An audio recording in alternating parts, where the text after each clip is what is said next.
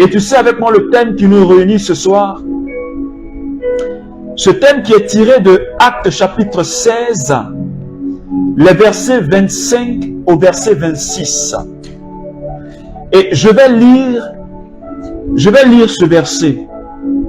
Je vais lire cela. Actes chapitre 16, les versets 25 au verset 26. La Bible dit, aux environs de minuit, Paul et Silas, en prière, chantaient les louanges de Dieu. Et les autres prisonniers les écoutaient. Tout d'un coup, il eut un tremblement de terre si violent que les fondations du bâtiment en furent ébranlées.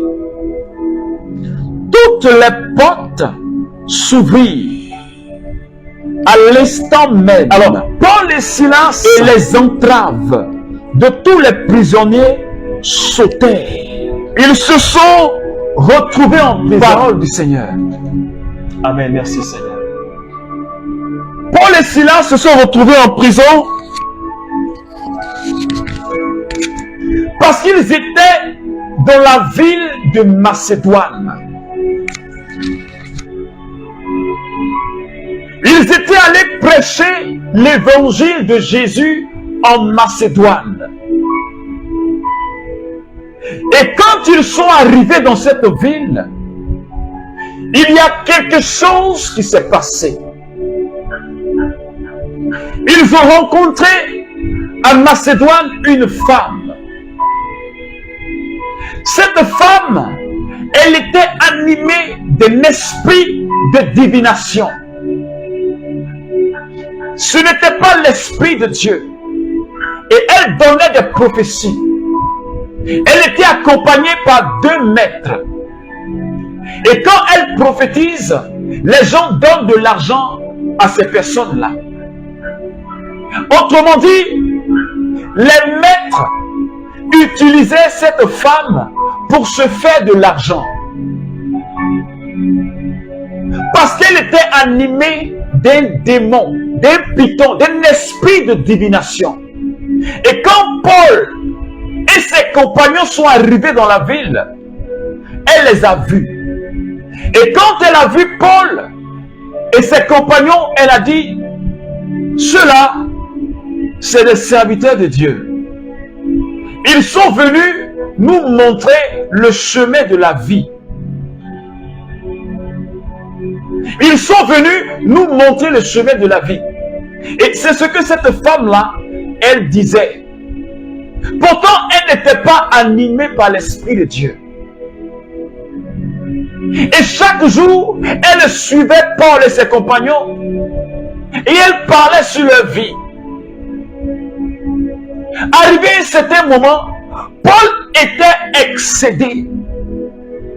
Il était fatigué de cette femme qui chaque jour leur dit, mais c'est des serviteurs de Dieu. Et c'est la même chose qu'elle répète. Peut-être parce que Paul et ses compagnons ne donnaient pas l'argent à ses maîtres. Et donc elle insistait sur la prophétie.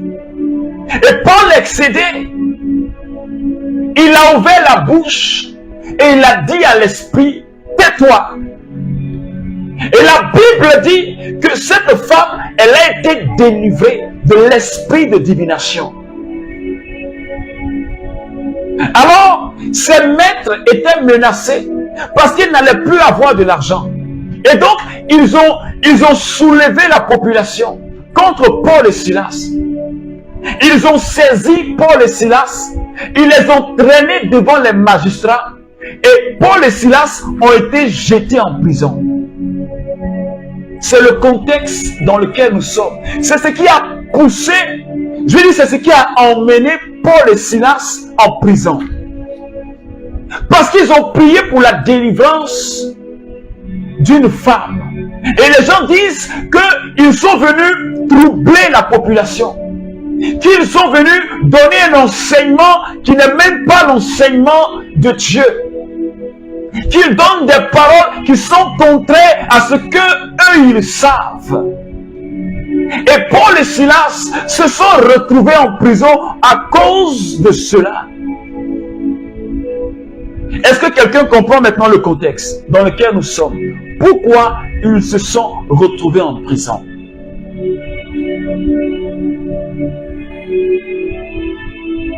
Et quand les apôtres, on les a saisis, ils n'ont pas crié au secours. Ils n'ont pas dit, Seigneur, tu nous as abandonnés. Pourquoi les gens nous ont saisis? Parce qu'au début du chapitre 16, Paul et Silas, ils devaient partir en Asie. Mais la Bible dit que le Saint-Esprit les en a empêchés.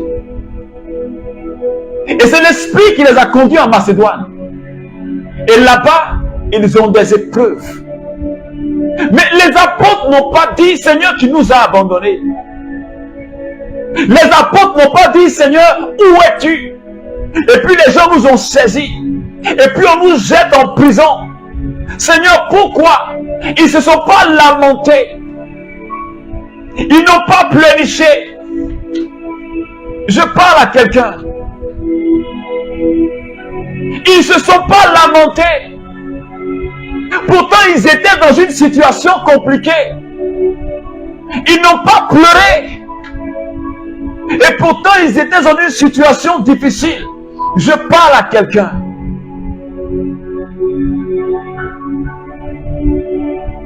Ils n'ont pas pleuré. Ils ne se sont pas lamentés. Pourtant, ils étaient en danger de mort. Ils étaient en danger de mort.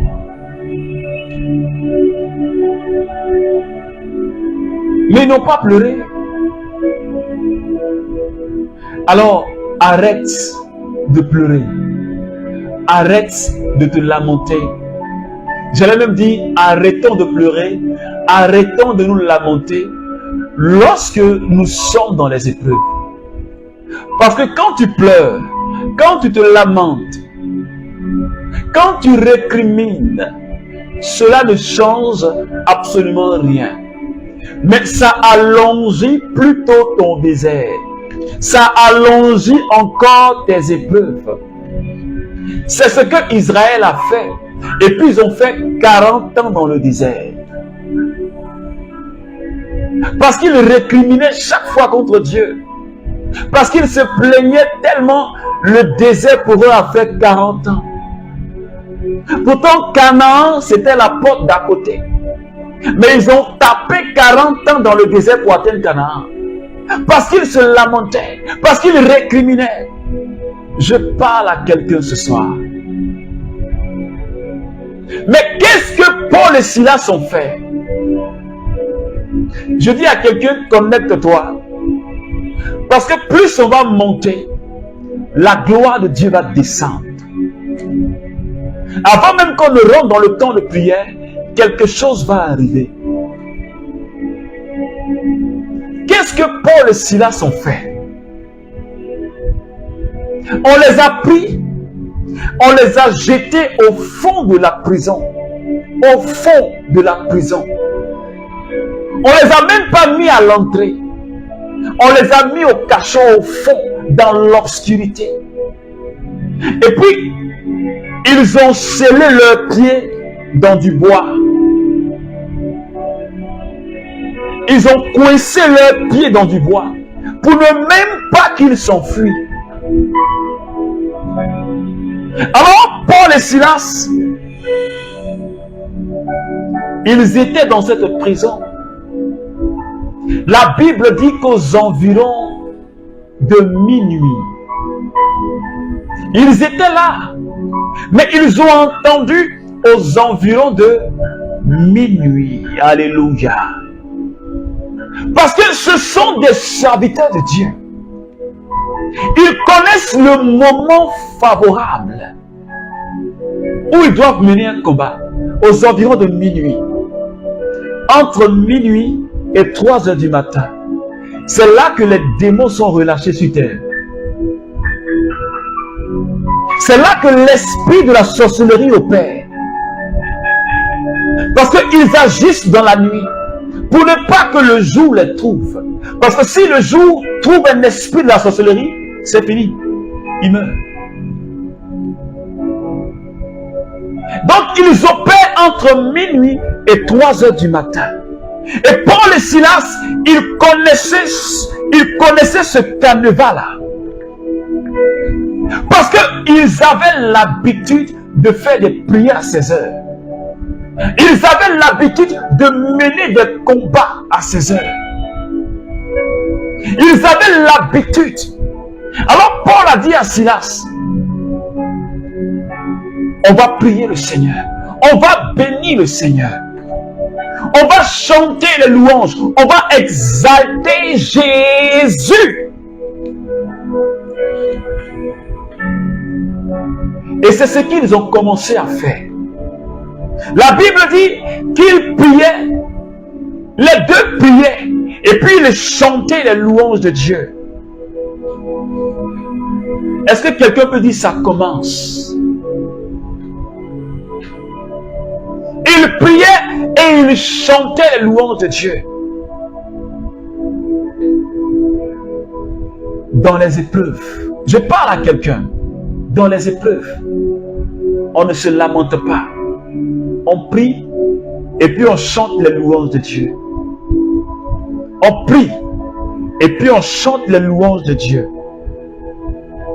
Louange, c'est-à-dire on fait l'éloge de Dieu. On fait la talakou de Dieu. Tu es dans le feu. Tu es dans les épreuves. Tu es au cœur des épreuves. Mais tu fais la talakou de Dieu. Tu dis ce que Dieu est. Et puis tu bénis son nom. Est-ce que quelqu'un me suit? Quand tu prends le livre de Daniel, Daniel et ses amis, quand on les a jetés dans la fournaise de feu, qu'est-ce qu'ils ont fait? Est-ce qu'ils pleuraient? Est-ce qu'ils se lamentaient? Est-ce qu'ils criaient au secours? Non. Mais ils étaient en train de chanter les louanges de Dieu. Ils bénissaient Dieu dans le feu.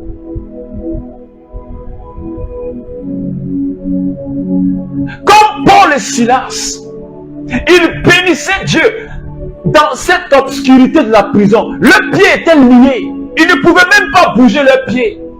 Mais on n'avait pas fermé leur bouche. Ils pouvaient parler. Ils pouvaient parler à Dieu. Et même si on fermait leur bouche, ils allaient parler avec leur cœur. Et pendant qu'ils étaient en train de célébrer la grandeur de Jésus, la Bible dit, dans le psaume 22, le verset 3, la Bible dit que Dieu siège dans la louange de son peuple. Est-ce que quelqu'un peut dire Amen? Psaume 22, verset 3. La Bible dit que Dieu siège, c'est-à-dire il descend dans la louange de son peuple. Il descend, c'est-à-dire il quitte son trône et puis il descend au milieu de ceux qui sont en train de le louer et le prier.